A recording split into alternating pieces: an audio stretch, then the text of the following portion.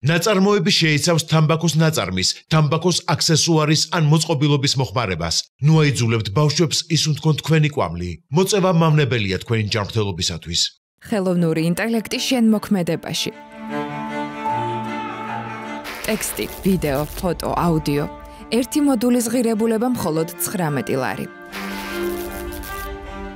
ჩვენ შევქმნით AI audience-ერი, ჩვენ შევქმნით AI news-ი, ჩვენ შევქმნით გაიდი ონლაინ მედიის AI-ია და ახლა ჩვენ შევქმნით კურსი თქვენთვის.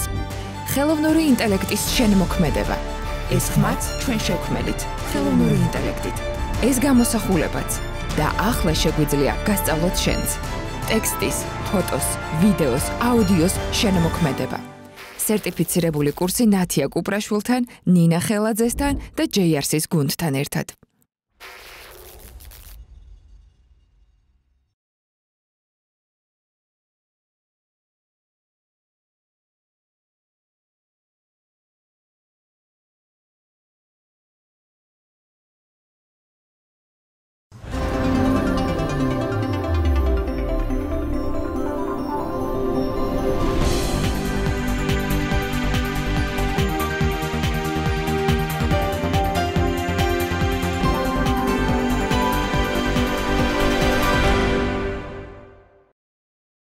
ვცდილობთ რომ შევიტანოთ ჩვენი რაღაცა ჩვენი საქმიანობით მივეხმაროთ გაეროს პროგრამას, რომელიც ეხება კონცენტრირებულად ფოთის და ხოფის მწვანე ტრანზაქციას, დაახლოებით ესეთი ფართო დიდი პროგრამაა, რომელიც ამ პროგრამის მიხედვით რაც ჩვენ გვაქვს ინფორმაცია 2027 წლამდე უნდა განხორციელდეს და ამ მუნიციპალიტეტს გარკვეულწილად გააჩნია სხვებისგან განსხვავებით რამდენიმე გამონაკლისი გვაქვს გეგმა როგორ განახორციელოს ეს მწვანე ტრანზაქცია. მართლა გგონია რომ მთავარი პრობლემა რომელიც გვაქვს ასევე არის სექტორებს შორის ნაკლები კომუნიკაცია და თანამშრომლობა.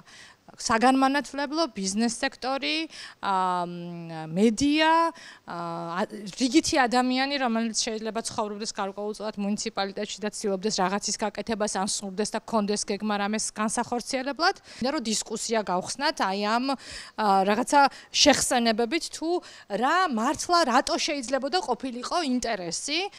ფოთი არის გამორჩეული მუნიციპალიტეტი, რომელსაც რაღაც ტიპის ანალიზი სად უჭირს აი ამ სიმწვანეში გარკვეულწილად გაკეთებული აქვს. ანუ ვერ ვიტყვით რომ მუნიციპალიტეტს ამ კუთხით არ უმუშავია. იძლევა მუნიციპალიტეტი მონაცემებს, სად აქვს პრობლემები. ჩვენ მოვიარეთ რამდენიმე ხობის მხარეს რამდენიმე მუნიციპალიტეტი ფოთში ხალხს შევხვდით მოსახლეობას წინასწარ და როცა ვლაპარაკობთ რომ დღეში საშუალოდ 45 ტონა ნაგავს აგროვებს ნარჩენს ფოთი და ანუ ახერხებს ამის გატანას, მაგრამ ძალიან ბევრია რომელიც ასევე უგროვდება და პრობლემურია მისთვის. მარტო ამ ნაწილს რო შევხედოთ, ამ ციფრსაც რომ შევხედოთ და შემდეგ იმ გამოწვევებს, რომელსაც მუნიციპალიტეტი თვითონ ამბობს რომ აქვს როგორც გამოწვევა, მივხვდებით რომ რაღაცა კიდევ უფრო მეტი უნდა ვილაპარაკოთ ერთმანეთთან, რომ ეს საკითხები მოვაგვაროთ და მართლა ვიფიქროთ იმაზე, რომ ფესტივალის ჩატარება შეგვეძლოს, ახალი სერვისების შეთავაზება შეგვეძლოს, ადამიანების მოზიდვა შეგვეძლოს. გარდა 45 ტონისა ჩემთვის იყო აბსოლუტურად ეს შოკის მომგვრელი ასევე ის რომ ფოთში გაცილებით უფრო და ხობში და მთლიანად ამ ტერიტორიებზე გაცილებით უფრო ნაკლები ტურისტი შემოდის, ვიდრე მაგალითად წალკაში ერთ კანიონზე. ანუ არ არის ეს სწორი. ანუ რაღაცა არასწორი ხდება. თქვენთან ერთად გვინდა ვიმსჯელოთ იმაზე, რა ხდება არასწორი და რა შეგვიძლია ერთად გამოვასწოროთ. თვითონ მუნიციპალიტეტი რასაც ამბობს რომ აქვს გამოწვევა არის რომ სეპარირების პროცესი ვერ შეძლო და 27 წლამდე უნდა რომ რაღაცნაირად ამის სეპარირება მოახდინოს და თუ კი გადავხედავთ რამდენი თუ არ არსებობს ნარჩენის სახეობა, რომელიც კი აქ არ გროვდებოდეს. ანუ შეიძლება კონდეს სხვა მუნიციპალიტეტები, სადაც ესეთი ტიპის ნარჩენი შეიძლება არ გიგროვდებოდეს, მაგრამ ყველაზე რთული ნარჩენებიც კი აქ შეიძლება ნახო ისეთ გარემოში და ისეთ თქვათ კადრებში, როგორიც უკვე გქონდა, ხო, ასეთ საოცარ ადგილებში, ხო? და უნდა რომ სეპარირების კუთხით რაღაცა გარღვევა მოახდინოს. მეორეო, რასაც ამბობს, არის რომ ტარიფი არის გადასაანგარიშებელიო ჯერ მოსახლეობაზე ამბობს პრინციპში, მაგრამ რატო ამბობს იცით ამას? მუნიციპალიტეტს დათვლილი აქვს და ამბობს რომ არ ყოფნის ძალები. ანუ არ არის საკმარისი ის ამოღებასაც ახერხებს როგორც მოსაკრებელი, ხო?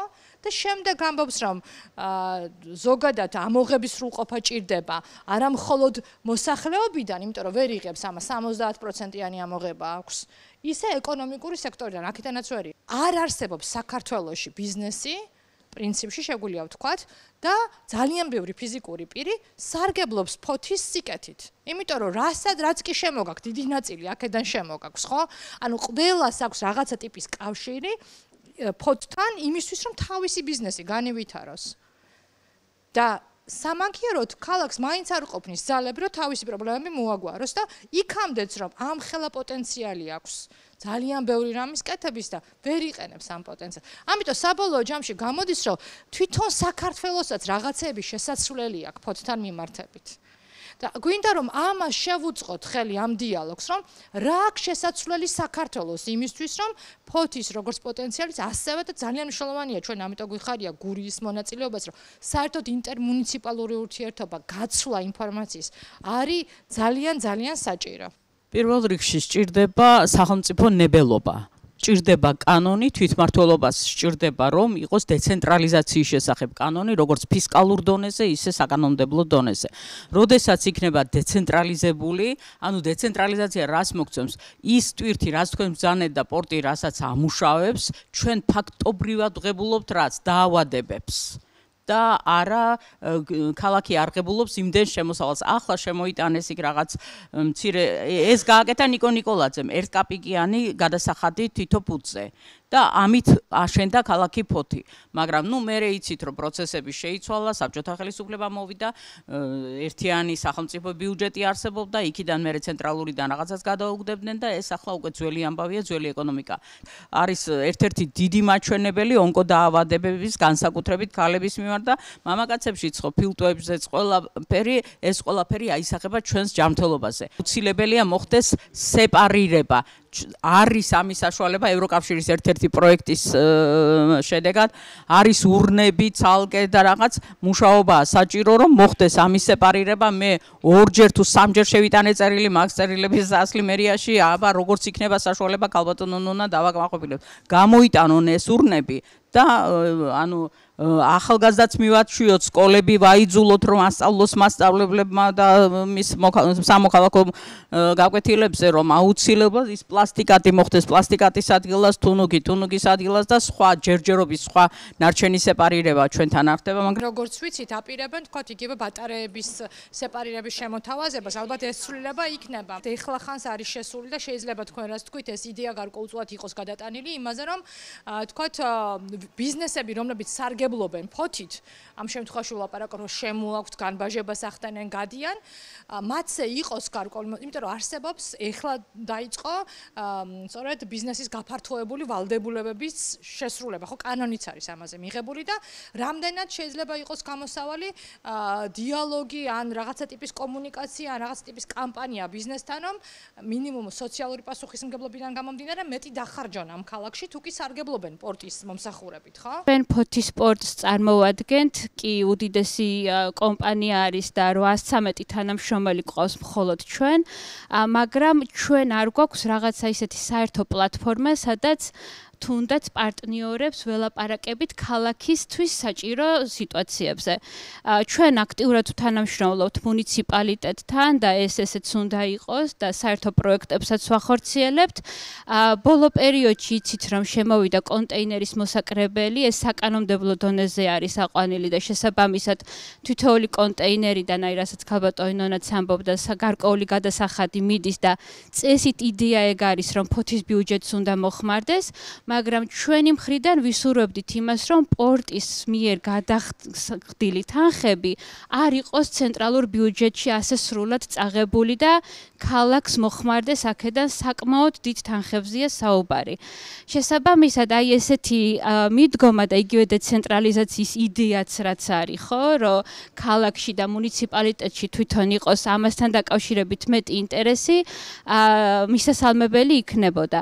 რაც შეეხება ახლა გარემოს თემას, ჩვენ თითოეულ ნარჩენზე ყველაფერზე ყავს კონტრაქტორი და კონტრაქტორს გააქვს ყოველ თვე სხვადასხვა ტიპის ნარჩენი, გვაქვს პორტში სეპარაციის ყუთები, მაგრამ ისმის ყოველთვის კითხვა, რომ დღის ბოლოს ხო მაინც ერთ ნაგავსაყრელზე მიდის ეს სეპარაციისთვის განკუთვნილი მასალები. საყოფაცხოვრებო ნარჩენები გვინდა არ გვინდა, მაინც რჩება ქალაქის ნაგავსაყრელზე და როგორ შეიძლება ქალაქში თუნდაც პლასმასის საპრესი აპარატი იყოს ან რაღაცა ისეთი, თუნდაც აი როგორც პოლივიმი არის რუსთავში, რომელიც ამუშავებს პლასმას და თან უფრო მეტად არიან ჩართულები კერძო სექტორის წარმომადგენლები, რომ შეაგროვონ.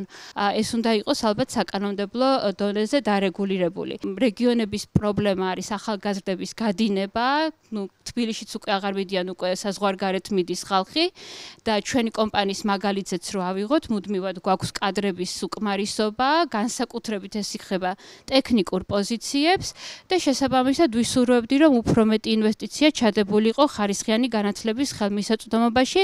ფოთში არის იმის საშუალება, ჩვენ გვაქვს საპრესი აპარატი, სამწუხაროდ ხო ხედავთ საზოგადოება არ იცის, იმიტომ რომ ეს იმდენად არის იქ არის ანუ სერვისების სამსახურში არის საპრესი აპარატიც, არის იმის საშუალება.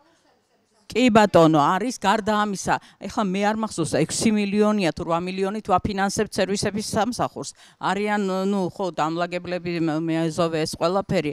ახლა უყურეთ რა სიტყვენ, რომ ჩვენო სპეციალური მანქანა არა გვაქვს ეს რომ მოვაგროვოთ. თუ არ შეიძლება ამდენი ორგანიზაცია, ბიზნეს ორგანიზაცია. ყველას ცოტა რომ ვთხოვოთ ქალაქის სახელით და აი ეს მანქანა რომელიც მხოლოდ იმუშავებს პლასტიკატის და აი ამ სეპარირებული მასალის გადატანაზე. ვფიქრობთ, რომ ეს არის ერთ-ერთი გამოსავალი, რომ ფოთს უყიდონ ასეთი ტიპის სპეციალური მანქანა. ჩვენ შეგვიძლია რომ გარკვეულწილად ეს კამპანიის ნაწილად ვაქციოთ. რამდენად უწყობს ხელს ფაზისი, თქვათ, აკვირდებით თუ არა, როგორც კოლეჯი, რომ გქონდეთ სპეციალური პროფესიები? ჩვენ ახლა ამჟამად ვახორციელებთ პროგრამებს, აი შედუღებაზე ვისაუბრეთ, ელექტროობას. ასევე გვაქვს მეთევზეობის მიმართულებით 3 პროგრამა. ესენი არის თევზის გადამუშავება, ლაბორატორიული საქმე მეთევზეობაში და ფერმერობა მეთევზეობაში. გვაქვს ტბორი განაშენიანებული, სადაც მიმდინარეობს სხვადასხვა ჯიშის ლიფსიტების, ასე ვთქვათ, ჩაშვება ტბორში, გამოზრდა, კვება, ასე შემდეგ, ასე შემდეგ. ეს იმიტომ ვთქვი, რომ ახლა ნარჩენების გადამუშავებას და გატანაზე იყო საუბარი და ეს პროგრამები აღჭურვილი არის ძალიან მაღალი სტანდარტის აღჭურვილობებით და მასალანედლეულით, რაშიც იგულისხმება როგორც ქიმიური, ასე ვთქვათ, რეაქტივები ლაბორატორიული საქმის მიმართულებით, ასევე გადამუშავების მიმართულებითაც ვიძენთ ხოლმე სხვადასხვა პრაქტიკული სამუშაოებისთვის თევზს და შესაბამისად მისგან ნარჩენებიც, ასე ვთქვათ, გროვდება, ხომ?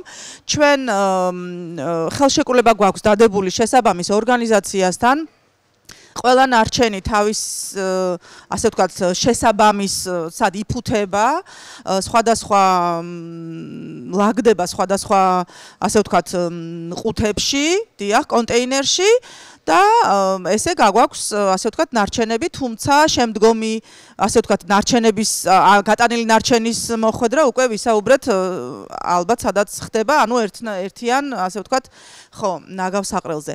თუ დავაკვირდებით ლოკალური პატარა კონფლიქტები და დაპირისპირებები, რაც გვაქვს საქართველოში, ყველაფერი არის დაკავშირებული მაინც იმასთან, რომ ადგილობრივი მოქალაქის ჩართვა არ ხდება გადაწყვეტილების პროცესში. არ ხდება დიალოგი ადგილობრივ მოსახლეობასთან. საბოლოო ჯამში ამ მისკომუნიკაციის გამო, იმის გამო, რომ სექტორები, ბიზნეს არ ალაპარაკებენ მოქალაქეს, ფორმალურად ხდება საერთოდ სკრინინგის, სკოპინგის, გეზეშეს და ასე შემდეგ გავლა. ამას ყველა უგულვებელყოფს, ყველას ეზარება ამის რეალურად გაკეთება. საბოლოო ჯამში სახელმწიფოც დაზარალებულია, ბიზნესიც დაზარალებულია, მოქალაქეც დაზარალებულია და არავინ სტაბილურად აღარ ვითარდება. ანუ მუდმივ კონფლიქტში ხარ, იმის მაგივრად რომ რამე შეცვალო. ამიტომ ჩვენ რაც ასევე გავაკეთეთ პატარა კურსი იმის თუ რა საფეხურებია ამის, რომ შენ გქონდეს უნარში გადასული ის, რომ ეს საფეხურები, რასაც გაძლევს ინსტრუმენტულად ჯერჯერობით ჩვენი კანონმდებლობა, რომ გაიარონ ნორმალურად და სწორად. ცნობიერების ამაღლება არის ის, რაც ჩვენ გვჭირდება, სხვა არაფერი. მოსახლეობის ცნობიერების ამაღლება ეკოლოგიის მიმართულებით, სხვა არაფერი. რაც შეეხება ბიზნესს და უშუალოდ იმას, თუ როგორ იჭრება ბიზნესი ადამიანების ცხოვრებაში და საცხოვრებაში, ეს არის ჩემი სახლის მაგალითი. დაახლოებით წელიწადნახევრის უკან ჩემს სახლში, ჩემი სახლის ეზოში დაიწყო მშენებლობა. არც ნაკლები არ ვაჭარბებ, ეს არის ჩემი სახლის ეზო. უკანა ნაწილი უბრალოდ, რა თქმა უნდა, ღობეა გამოყოფილია. დაიწყო მშენებლობა, ეს არის ფოთის ტრანსტერმინალი, ხო? სწორად ვამბობ თუ არ ვწდები, ტრანსტერმინალი ქვია ეხლა. მიუხედავად იმისა, რომ მოკლედ განმეორდები, წარმოვადგენ ერთ-ერთ კომპანიას და ასე შემდეგ, ამას არ აქვს მნიშვნელობა, მე ვიცავდი ჩემს უფლებებს, ჩვენ მქონდა სხვადასხვა ტიპის საპროტესტო აქციებიც კი მოწყობილი. მიუხედავად ამ ყველაფრისა, არაფერმა არ გამოიღო, ასე ვთქვათ, შედეგი, ძალიან დიდი გადამამუშავებელი ტერმინალი შენდება. უბრალოდ არ ვიცი ეს გადამამუშავებელი იქნება თუ საკონტეინერო იქნება, იმიტომ რომ არავის რეალურად ინფორმაცია არ მოუწოდებია. მოკლედ, შემოვიდნენ ჩვენ სახლებში, მთლიანად დაახლოებით ალბათ ერთი ქუჩის ნახევარი, ასე ვთქვათ, აიღეს. რა თქმა უნდა, დაიწყეს ძალიან ცუდი რაღაცების თქმა, რომ ჩვენმა სამეზობლომ აიღო დიდი თანხა. არა, თავიდან ის იყო, რომ ჩვენ იმიტომ ვიბრძოდით თურმე, რომ ფული გვინდოდა. ყოველი მეორე უკვე ონკოლოგია, აი ჩვეულებრივი ონკოლოგია და რატომ უნდა მინდოდეს ქალაქიდან წასვლა, მხოლოდ იმიტომ, რომ ვიღაცა ბიზნესით, ასე ვთქვათ, ვიღაცა ბიზნესით ძალიან დიდი ფული იშოვოს. განსაკუთრებით თუ კი საუბრობთ ბუნებრივ რესურსებზე, ანუ არის რაღაცები, რაც მსოფლიოს ქვეყნებმა, სადაც სხვადასხვა წყობილებები შეიძლება გქონდეს. არც კი ვლაპარაკობთ მარტო დემოკრატიაზე. ავტორიტარულ ქვეყნებშიც ხალხი ხვდება, რომ თუ კი ცხოვრობ რომელიღაცა ქვეყანაში, ერთის პრობლემა გარემოსთან დაკავშირებული აუცილებლად არის შენი პრობლემაც. და ამიტომ თანხმდება, რომ ბუნებრივი რესურსის სწორი გამოყენება არის საერთო ინტერესი. და ამაზე დავები როგორც წესი არ არის. და ამიტომ აქვს შემუშავებული წესები, რომლის მიხედვით მათ შორის მოქალაქეს შეუძლია ფული მოითხოვოს. რა თქმა უნდა, კომპენსაცია ეს არის ყველაზე სამართლიანი ამბავი. არაფერი მაგაში დასაზრახი არ არის, როცა ადამიანს, რომელსაც ეხებიან, კონდეს სურვილი კომპენსირების. საქართველოში თუ კი სადმე არსებობს ბუნებრივი რესურსი, ყველა ეს ბუნებრივი რესურსი იქცა წყევლად ადგილობრივი მოქალაქისთვის. თქვენ ვერ ნახავთ ვერცეთ მუნიციპალიტეტს, რომელსაც აქვს ძალიან მნიშვნელოვანი ბუნებრივი რესურსი, რომლისთვისაც ეს არ არის წყევლა. და არ უკავშირდება მის ეკონომიკურ გაღარიბებას, არ უკავშირდება მის ჯანმრთელობის შერყევას და ასე შემდეგ. არა გვაქვს ესეთი არც ერთი ქალაქი და მუნიციპალიტეტი. ვერ დაასახელებთ ვერც ერთს. დაწყებული ოქროს საბადოებით, ქვანახშირის საბადოებით, თქვათ მანგანუმის საბადოებით, ზღვით, წყლით, მდინარეებით და ასე შემდეგ. ადამიანებს აქვთ უფლება, რომ იყვნენ ჩართული რაღაცა ტიპის და გქონდეთ პრიორიტეტი ბიზნესის დაწყების. ან თუ კი რამე ბუნებრივი რესურსი არსებობს, აქ მე უნდა მქონდეს დაწყების პრიორიტეტი, ან უნდა მქონდეს ძალიან ფართო პრიორიტეტი დასაქმების მიმართულებით, ხო? ანუ რაღაცა ტიპის პრიორიტეტები უნდა მქონდეს და შემდეგ უკვე დგება კომპენსირება. თუ კი მე არ ვერთვები, შენთან არ ვსაქმდები, მაშინ თუ კი სარგებლობ ჩემით, უნდა გადაიხადო ამისთვის. რადგან ნარჩენების მართვაზე ვსაუბრობთ, მაგალითად რომ ავიღოთ რიონი და მისი კალაპოტი და რიონის ჩამოდინება, მიუხვდებით რომ თითეული მუნიციპალიტეტი როგორ მართავს თავის ნარჩენებს ამ რიონისგან მოყოლებული, მათ შორის იმ ქალაქში, რომელსაც მე თქვათ წარმოვადგენ აბორიგენულად ქუთაისს, შესაბამისად მე მაქვს პასუხისმგებლობა როგორც ქუთაისელს, როგორ მართავ ჩემს ნარჩენს ფოთელების წინაშე. ეს იმდენად ურთიერთდაკავშირებულია რიონის წყლის აუზით, რომ ერთმანეთთან ამას ვერ განაცალკევებ. ტყვის სანაპირო მართალი არ გვაქვს მოწესრიგებული, მაგრამ რაც გვაქვს და რასაც გვთავაზობენ, არის ძალიან დაბინძურებული. განსაკუთრებით იმ ტერიტორიაზე, სადაც არ ხდება ყოველდღიურად პლაჟის დალაგება. გარდა იმისა, რომ არის ვირთი და სიბინძურე და ძალიან ბევრი პლასტიკატი, ასევე არის ძალიან საშიში სამედიცინო ნარჩენებიც. რეალურად არა მარტო არ აკეთებენ, არც იციან რა უნდა გააკეთდეს, არ იციან. აი ეს არის ძალიან მნიშვნელოვანი, რომ ძალიან ბევრ ადგილას ზის არაპროფესიონალი. ვინ უნდა იმუშაოს მოსახლეობასთან? ვინ? მითხარით, ვინ უნდა ელაპარაკოს ამ თემებზე? ის ვინც იცის ჯერ ერთი ეს თემა და მეორე უნდა პატარა, რა ვიცი, შეხვედრებით თუ რა ვიცი, მასტერ კლასებით თუ რაღაცნაირად. ეს სისტემა საერთოდ არ არის დალაგებული ჩვენთან, არა მარტო ფოთში, საერთოდ საქართველოში. ააშენეს ტერმინალი და გამოდის, რომ უკვე ვიღაცა, ჩემს მაგივრად ვიღაცა იფიქრებს. იქ უკვე გადაწყვეტილია, მაფია მუშაობს, ბიზნესი მუშაობს, ფული ტრიალებს და მე აქ საწყალი ფოთელი რა ჩემი საქმეა, ხო, რა ჩემი საქმეა, რომ მე თურმე უკვე ტერმინალს უნდა უყურო. წარმოებები, რომლებიც თქვა თევზის გადამუშავებაზე მუშაობენ, რაღაც ანუ არის იქ აი ეს ცხიმები, რომელიც ზედმეტი, ანუ გადასაღვრელია და რაღაც ჩაიღვრება რიონში. გარდა ამისა, მოგეხსენებათ სხვადასხვა წარმოებები ღვრიან თავიანთ ნარჩენებს, რაც ქიმიურადაც არის საშიში ნივთიერებებით სავსე რაღაც, მაგრამ ცხიმები, აი ეს ცხიმი რა დილით როცა მიდიხარ, აი თეთრი ქაფი ადევს რიონს ხიდს რო გადადიხარ და მე რა ხდება, იცით, ეს დიდი როგორც ცელოფნის აპკი პარკისგან გაკეთებული ისეა და იმის ქვემოთ უკვე იხტიოფაუნა, იხტიოფლორა აბსოლუტურად ნადგურდება, იმიტომ რომ ის ცელოფანი რო დაგახუროს თავზე გაცმა ხო ვერ ისუნთქ. გიდრომექანიზმები წამოვიდა აქეთ ქალაქისკენ, მთელი უბედურება რა არის, იცით? აი რაც თქვათ იმან ნიკო ნიკოლაძემ ქალაქი გააშენა, ამის რუკა არსებობს და გვაქვს ჩვენ ეს რუკა. აი ეს ქალაქის ტერიტორიად, რომელიც მას არ მიაჩნდა, რომ ეს ყოფილიყო ინდუსტრიული ზონა, უკვე წამოვიდნენ. ახლა უყურეთ რა ხდება, იქ ხდება აი ამ კონტეინერების ერთმანეთზე დაწყობა, აი მთა, რომელიც აბსოლუტურად ჩაკეტავს მზეს და ყველაფერს. გარდა ამისა ხმაური, იმიტომ რომ მათ ფული უნდა აკეთონ, დღე და ღამე უნდა იმუშაონ და ჩვენ ღამე არ უნდა ვიძინოთ. არის უკვე დაწყებული გენგეგმის, ასე ვთქვათ, მუშაობა გენგეგმაზე.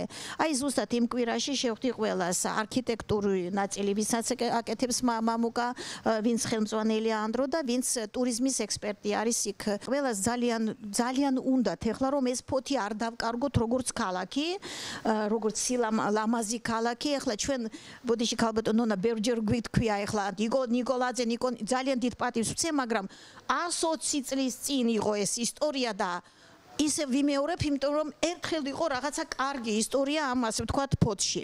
სამწუხაროდ, რასაც ისინი დადებენ, რაც არ უნდა გენიალური იყოს ვთქვათ, აი ისტორია და რეალობა ამ პროექტის და მწვანე ზონა, თუ რა ვიცი, ფესტივალების ზონა, თუ რა ვიცი, სპორტული ზონა, თუ ასე შემდეგ, განაშენიანება, აკეთური. სამწუხაროდ ეს მაინც მიიღებენ როგორც რეკომენდაცია, მაგრამ მაინც გააფუჭებენ. რატომ? იმიტომ რომ შევა ისევ ის ცუდი ბიზნესი, ვთქვათ, ეხლა კარგი ბიზნესმენებიც არიან, ის ცუდი ბიზნესი, რომელიც ააშენებს აი ასეთ ტერმინალს ცვირწინ, რომელიც დაჩეხავს ხეებს, რომელსაც არ ესმის, რომ ჩვენი მწვანე ზონა მალთაღვაზე ეს არის რეკრეაციული კარგი ზონა და დიდი კარგი პარკის გაკეთება შეიძლება. ჰოთელ ფერმერებს ჰქონდათ პრობლემა, როცა იყო სხვადასხვა პროგრამა სოფლის მეურნეობაზე, იცით ხო, აწარმოეს საქართველოს და ასე შემდეგ. ჩაწერილი იყო სიტყვით, რომ თვითმართველი ქალაქები გარდა და ჩამონათვალი თბილისი, ქუთაისი შემდეგ და ფოთი. და რაც არ უნდა ახლა აქაც სამწუხაროდ ვერ მოვიდა სანარგო მეურნეობის დირექტორი დამირეკა ბოლო დროს და მანასაც ჰქონდა ესეთი პროექტი, რა პროექტიც წარადგინა და ძალიან კარგი პროექტები წარადგინა, ყველა დაუბლოკეს თუ დაუწუნეს, ასე ვთქვათ, იმის გამო რომ ფოთიდან ხართ მორჩა.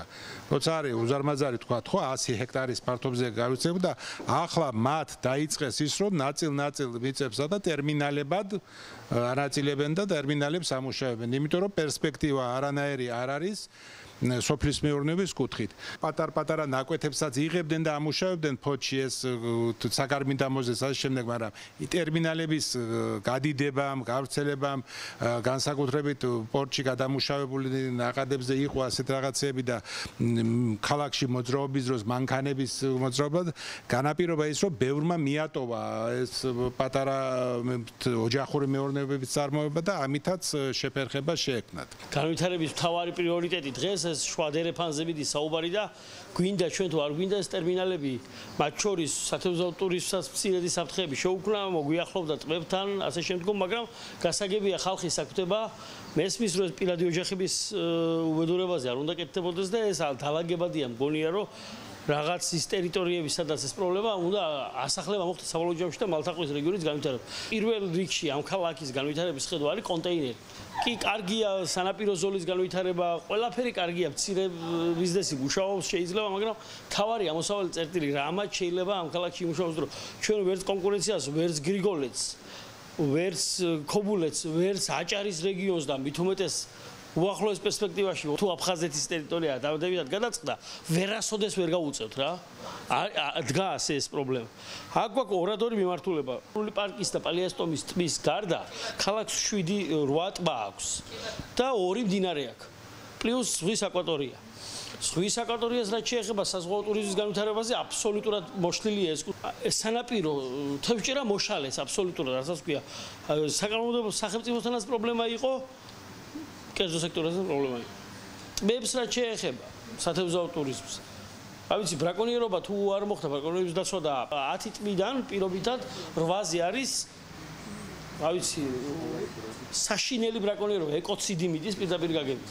ამ ტბების ამ განვითარებაში შემოყვანა ყველას რომ გავაერთიანოთ და ერთ ჩამოყალიბებულ სტრუქტურაში რომ ყველა მისი დაცვა კონდეს და დამერწმუნეთ უკვე კონცეფციაც შეტანილი ქონდა ბიზნეს გეგმას დაწერილი თუ რაცა მე არ ვამბობ რომ შეიძლება ეს მოგებაზე გავიდეს პირველ წელს მაგრამ ბიუჯეტი რახან საბიუჯეტო ორგანიზაცია ვარ ბიუჯეტს არ დავაწევით 2-3 წელიწადში ეს მისი თავის შენახვას შეძლებს და მეორე მიმართულება რომელსაც ახლა არ დავიბრალებ რომ ის სპეციალისტი ვარ ისევ წყლის ირგვლივ ტრიალებთ სპორტული ტურიზმის განვითარება რო აქ შეიძლება ბაზები წყალსატხილამურო იქნება ეს სანაჩვენო და ამაზე ცოტა ნაბიჯები გადაიდგა და წინ მიდის ბოლო-ბოლო ოლიმპიური ჩემპიონი ყავს ქალაქს ამ მიმართულებით აქედან იახტ-კლუბია და აი ამის ირგვლივ ვიტრიალოთ რა სხვა დანარჩენი რაც არ უნდა ვალვითაროდეს კარგია მაგრამ უბრალოდ დარჩება რაღაცა დაბალდო ფოტმა დაკარგა თავისი საზღვაო ქალაქის სტატუსი და ეს არის მთავარი ჩვენ დავკარგეთ სამგზავრო მიმოსვლის ნავმისადგომი ეგრეთ წოდებული საზღვაო ვокზალი ნუ მორვაგზალს უზახოდი ჩვენ ყველა მთელი ახალგაზრდობა მთელი ინტელიგენცია მთელი სტუმრები თუ ვინმე ჩამოდიოდა ქალაქში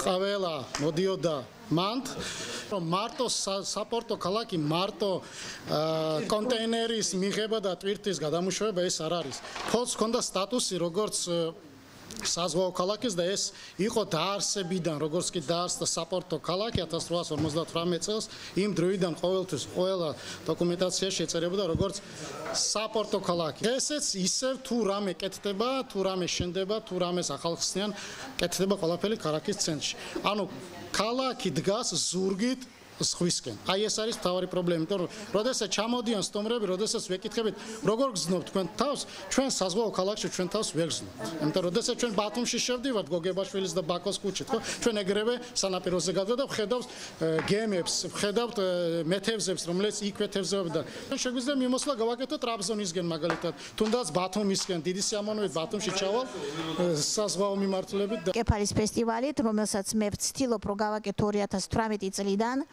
წელს აუცილებლად მინდა ეს education part ასე ვთქვათ გავაკეთო და ერთ-ერთი ჯერჯერობით არ ვიცი ცოტა შეიძლება წინასწარ ვლაპარაკობ რომ შესაძლებელია იქნება ზუსტად გენგეგმის საჯარო განხილვა აი ამას მე გავაკეთებ და მინდა თქვენ დაგპატიჟოთ ნათია ბევრი თემა რაც შეიძლება გენერალურ გეგმაში განხილვაში მოსახლეობის ჩართულობით მოხერხდეს და ეს პროცესი ზოგადად კომუნიკაციის პროცესი, ჩართულობის პროცესი ადამიანებს აძლევს რწმენას მერე. რომ ერთის მხრივ მათ შეუძლიათ რაღაც შეცვალონ და მეორეს მხრივ თვითონაც აქვთ გარკვეული პასუხისმგებლობები. ნარჩენებზე როცა ხალხს ველაპარაკებოდით გუშინ, თავადაც აწუხებდათ ის ნარჩენი და გვეუბნებოდნენ რომ მეც დავდებ ფულს, მაგრამ როცა ვხედავ რომ ამ ხელა ბიზნესები მუშაობს, მან გაიღოს მეტი და რაღაცა კანონები ბოლოს შევქმენით, ამ ასოცირებამ რაღაცა დაახლოებამ ევროკავშირთან წყლის აუზების კანონი მიგვაღებია, ტყის რესურსების კანონი მიგვაღებინა, ესა ბიზნესის გაფართოების, თქვა პასუხისმგებლობის გაფართოების კანონი მიგვაღებია. იმდენი ინსტრუმენტი გვაქვს. რითაც შეგვიძლია რომ ადამიანებს რწმენა ჩამუნერგოთ, რომ შენ პასუხისმგებელიც ხარ, მაგრამ მონაწილეობა შეგიძლია და ცვლილება შეგიძლია, რომ შენ უკეთესად იყო. მე მაინც მგონია, რომ ეს არ არის დაკარგული.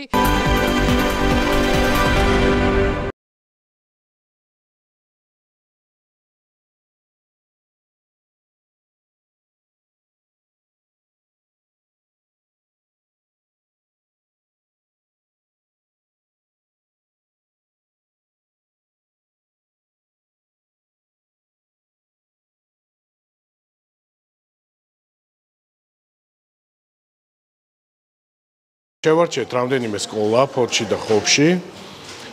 ფოთში შერჩეული იქნა 6 სკოლა და ხობში 2 სკოლა, პირველი და მეორე და დაუდგით ეს ჩვენი გარემოხმარების urna მათ სკოლის ტერიტორიაზე და გამოუცხადეთ, რომ 10 დღის განმავლობაში ვინც უფრო მეტ ელექტრონარჩენს შეაგროვებდა, გამარჯვებულიც ის იქნებოდა და ძალიან შთამბეჭდავი შედეგები დაიდო. მოკლედ ძალიან დიდი ჩართულობა იყო ბავშვების და მათ შორის მასწავლებლების, დირექტორების, ნარჩენების მართვის ცენტრი ფოთში გვაქვს განთავსებული, რომელიც ფარავს დასავლეთ საქართველოს, სამეგრელოს და აჭარასაც ამ ეტაპზე. ამიტომ ძალიან მნიშვნელოვანი ერთგვარი ჰაბი არის ჩვენთვის, სადაც თავს იყრის დასავლეთ საქართველოს შეგროვებული ნარჩენები და ძალიან მნიშვნელოვანია, რომ განვავითაროთ თვითონ ფოთშიდაც განვითარდეს ეს ჩვენი შეგროვების პუნქტები გაჩნდეს და სისტემა დაინერგოს და მინდა გითხრათ, რომ ფოთშიც და ხობშიც ძალიან დიდი ენთუზიაზმი გამოიწვია ამან, მათ შორის მუნიციპალიტეტშიც, მასწავლებლებშიც, მოსწავლეებშიც, დასავლეთ საქართველოს ზოგადად სამეგრელოში ძალიან სენსიტიურად უდგებიან ხოლმე ამ საკითხებს და მე მოხარული ვარ, რომ ესეთი დიდი ჩართულობა მივიღეთ, იმიტომ რომ მოსახლეობა ფაქტიურად მზად არის ამისთვის და მოთხოვნაც არის, რომ იყოს თანამედროვე ნარჩენების მართვის სისტემა ქვეყანაში. მაგრამ დიახ, ამას სჭირდება ბევრი მუშაობა და სწორედ ვიხარია, რომ საშუალება მოგვეცადა ფოთელებს და ხობელებს მუშაობებით ამ ეტაპზე და ვფიქრობ, რომ ერთ-ერთი საუკეთესო შედეგი დაიდო ამ ორ მუნიციპალიტეტში. ყველა რეგიონში არის გამოწვევები, მაგრამ დასავლეთ საქართველოში, განსაკუთრებით ხობში და ფოთში, მნიშვნელოვანია, რომ მივცეთ საშუალება, რომ სწორად შევაგროვოთ ნარჩენები და გადავამუშავოთ.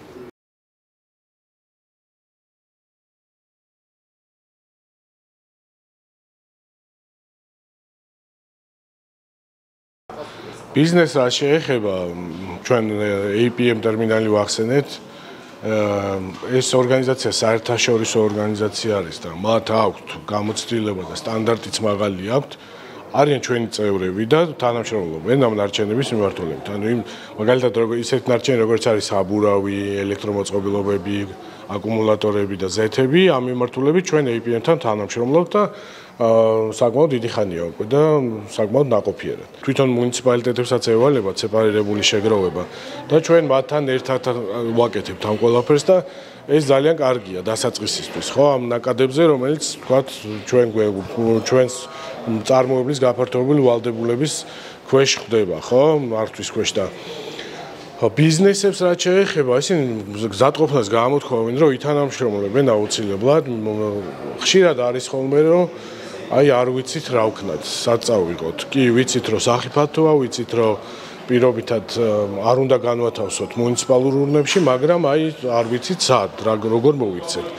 და ჩვენ ძალიან დიდ შრომას ვდებთ ამაში, რომ ეს იქნება შეხვედრები, ეს იქნება ჩვენი კამპანიები სხვადასხვა არხებით, რომ მათ გავაგებინოთ, რომ ჩვენ იმისთვის ვართ, რომ სწორად მართოთ ნარჩენები.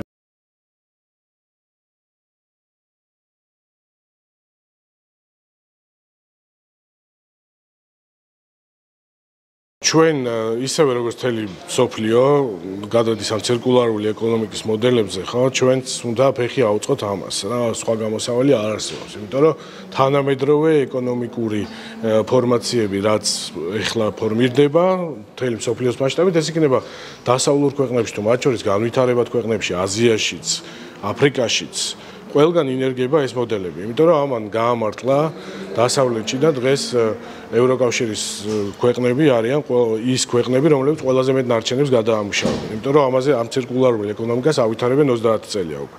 ეხლა რა სარგებელი მოაქვს ამას, ხო, ორი განზომილება აქვს, ერთი არის გარემოს დაცვითი, იმიტომ რომ ჩვენ საუბრობთ ეხლა სპეციფიკურ ნარჩენებზე, რომლებიც სახიფათო კომპონენტებს მოიცავს თავის თავში და არ შეიძლება ამის ბუნებაში განთავსება, ესე უკონტროლოთ, არც ნაგავსაყრელზე არ შეიძლება ამათი განთავსება. იმიტომ რომ ეს აბინძურებს ნიადაგს, წყალს, ჰაერს და საბოლოო ჯამში ჩვენს კვებით ჯაჭვში ხდება ეს ყველაფერი და ჩვენს ჯანმრთელობას უქმნის საფრთხეს ადამიანების. და მეორე განზომილება არის სწორედ ეკონომიკური, იმიტომ რომ ამ ჩვენს რაზეც ვსაუბრობთ ამ ნარჩენებში არის უამრავი რესურსი, რომელიც გამოყენებაც ხელმეორედ შეიძლება გადამუშავების გზით. სწორედ ეს არის მნიშვნელოვანი და საინტერესო, რომ ამ ნარჩენების სეპარირებულად შეგროვებით და სწორად გადამუშავებით ჩვენ ვიღებთ რესურსს, რომელიც გამოიყენება ახალი ნივთების დასამზადებლად და არ ვეხებით ბუნებას. ისევ გარემოს უკავშირდება ეს ერთგვარად, იმიტომ რომ პირველადი მოპოვების წილი იკლებს, ხო აქ? და პირველადი მოპოვების შედეგად იმდენი ენერგია იხარჯება, იმდენი რესურსი იხარჯება და უფრო ძვირიჯდება, ვიდრე მეორადი ნედლეულის გადამუშავება. ამიტომ არის ძალიან მნიშვნელოვანი, რომ დაინერგოს ეს და ამავე დროს არის ეკონომიკური ფაქტორი, ეფექტი, რომ იქნება ახალი სამუშაო ადგილები. აუცილებელია, რომ შევქმნათ გადამამუშავებელი საწარმოები უკვე საქართველოში.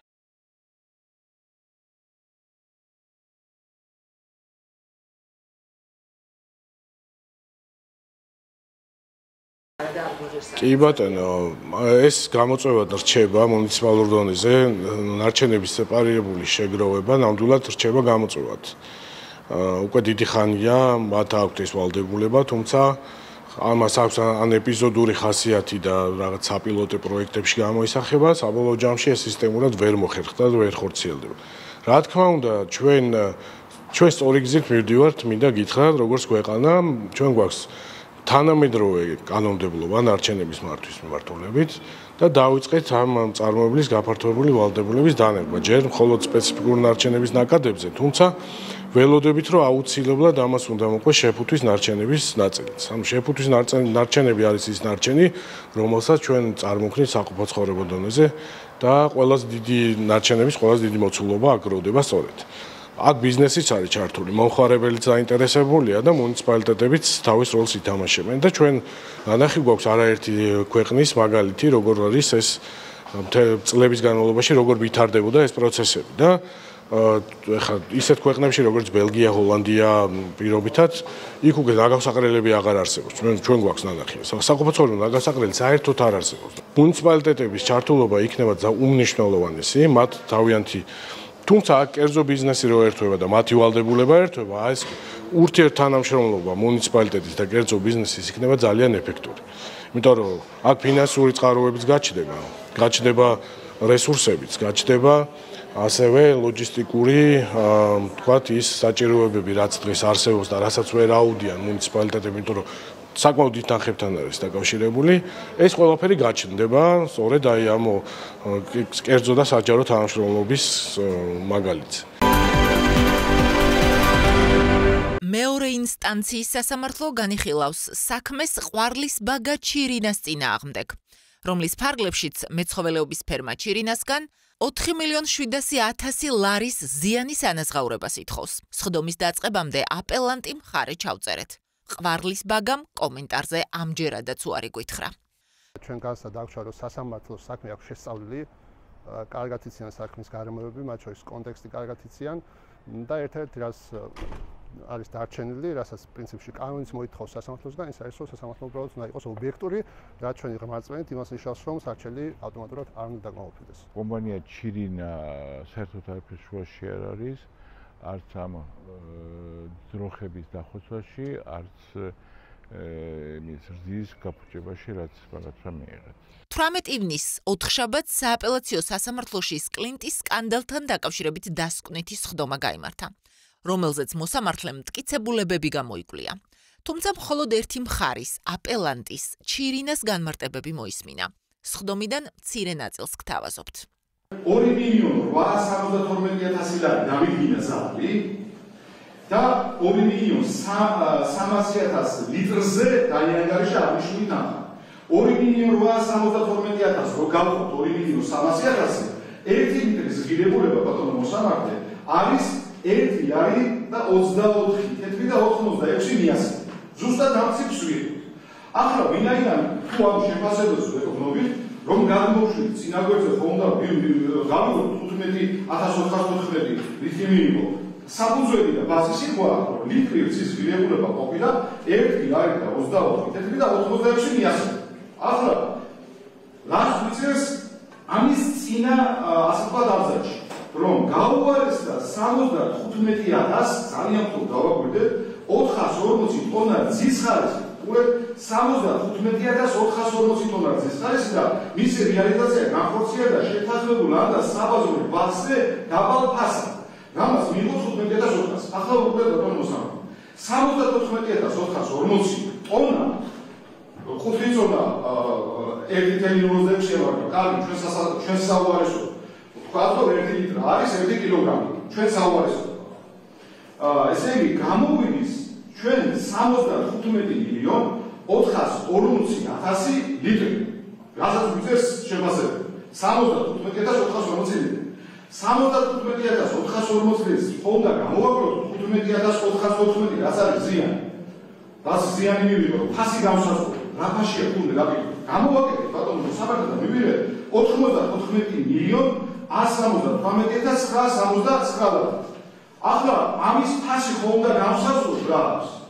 ამის ფასი გამოსაზღვრე ბატონო მოსამართლე და ფასი გახლავთ 1 ლარი 24 თეთრი და 839 თეთრი. განსხვავება სარეალ რასაც ნუმერული ზიანი მიიღო. განსხვავება მახმის სარეალიზაციო ფასი 1 ლარი 24 და 869 მიასეცა და 1 ლარი 24 და 839 შორის რამდენია იცით?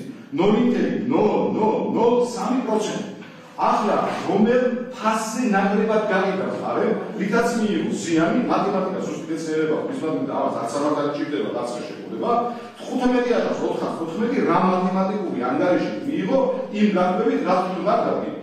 5 მილიონამდე ლარის ზიანის ანაზღაურება ყვარლის ბაგისთვის ჩირინას 2024 წლის 24 დეკემბერს თბილისის საქალაქო სასამართლოს გადაწყვეტილებით დაეკისრა, რაც კომპანიამ სააპელაციო სასამართლოში გაასაჩივრა. მეორე ინსტანციის სასამართლომ პირველი სხდომა 4 ივნის, მეორე კი 18 ივნის ჩაატარა. შემდეგი სხდომა 8 ივლისს ჩაინიშნა.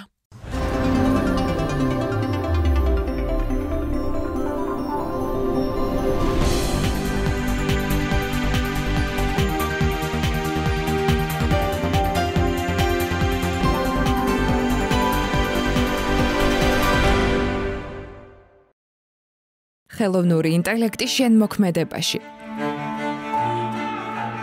ტექსტი, ვიდეო, ფოტო, აუდიო. ერთი მოდულის ღირებულება მხოლოდ 19 ლარი. ჩვენ შევქმნით AI audience-ერი, ჩვენ შევქმნით AI News-ი, ჩვენ შევქმნით გაიდი ონლაინ მედიის AI-ია და ახლა ჩვენ შევქმნით კურსი თქვენთვის. ხელოვნური ინტელექტის შენმოქმედება. ეს ხმაც ჩვენ შევქმნით ხელოვნური ინტელექტით. ეს გამოსახულებაც და ახლა შეგვიძლია გასწავლოთ შენც. ტექსტის, ფოტოს, ვიდეოს, აუდიოს შენმოქმედება. სერტიფიცირებული კურსი ნათია კუპრაშვილთან, ნინა ხელაძესთან და JRC-ის გუნდთან ერთად.